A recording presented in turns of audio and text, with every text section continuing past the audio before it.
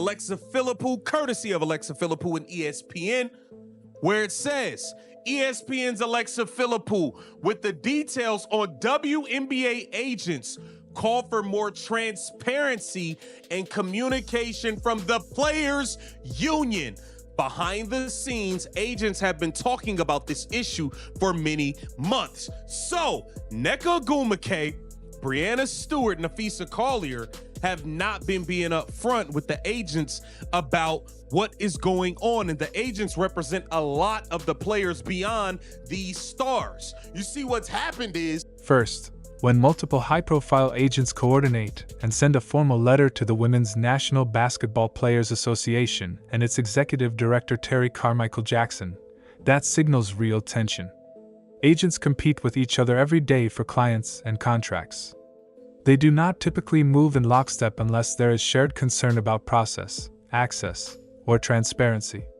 If representatives connected to players like Caitlin Clark, Angel Reese, Paige Bueckers, and Aya Wilson are aligned, that reflects weight inside the ecosystem. That said, it's important to separate three different forces at play: union strategy, star economics, and agent incentives. Agents are not neutral observers. Their income is directly tied to player contracts. If a large percentage of the league is in free agency and contracts cannot be finalized without a new CBA, agents feel that pressure immediately.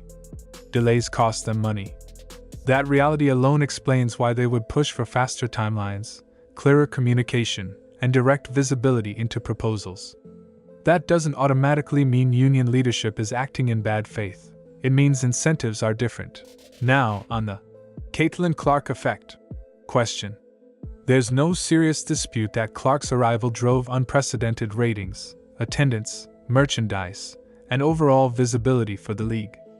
That commercial surge strengthens the union's bargaining leverage in negotiations with ownership. But collective bargaining, by design, pools leverage. The union's job is not to negotiate a star-specific deal. It's to negotiate a framework that applies to the entire membership. If the revenue base expands because of one or several market-moving players, the union will naturally use that growth to argue for broader gains, higher caps, improved revenue sharing, better benefits. That can create friction. Star-driven revenue growth raises a philosophical question. How much of that incremental value should flow through league-wide mechanisms versus individual marketing deals and max-level contracts? Agents representing top-tier talent will always push to ensure their clients capture as much direct value as possible. Union leadership, meanwhile, has to balance stars, mid-tier veterans, rookies, and role players in one structure.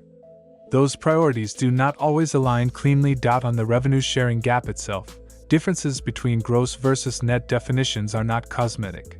They are structurally significant. Gross revenue models tend to produce larger player pools because they are calculated before expense deductions. Net models can be more conservative, depending on cost structures. When you're talking about millions in cap space difference year one, either side is going to concede easily. That's not unusual in major labor negotiations. It's the core battleground. The housing issue, expansion timelines, draft calendar, and free agency freeze all add pressure. When deadlines approach, stakeholders outside formal union leadership, including agents, often increase visibility and apply pressure to accelerate clarity. That doesn't automatically equal a credibility collapse. It reflects a compressed calendar and high financial stakes. Where things become delicate is trust. If agents feel they are receiving filtered summaries rather than direct proposal language, they may demand more transparency. But unions are member-led bodies. Agents do not negotiate CBAs. Player representatives do. Direct agent involvement in late-stage bargaining can strengthen communication, or it can complicate solidarity if not handled carefully. Ultimately, this moment isn't just about Clark, Reese, Bueckers, or Wilson individually. It's about a league in transition. Rapid commercial growth changes expectations. When the economic pie expands quickly, debates over how to slice it intensify. The key question is not whether the union is using star-driven revenue.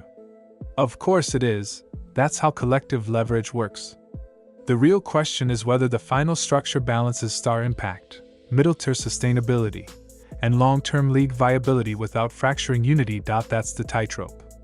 And with deadlines looming, everyone involved, players, agents, union leadership, and ownership, has incentives to get a deal done. The pressure we're seeing now is what happens when those incentives collide in public view.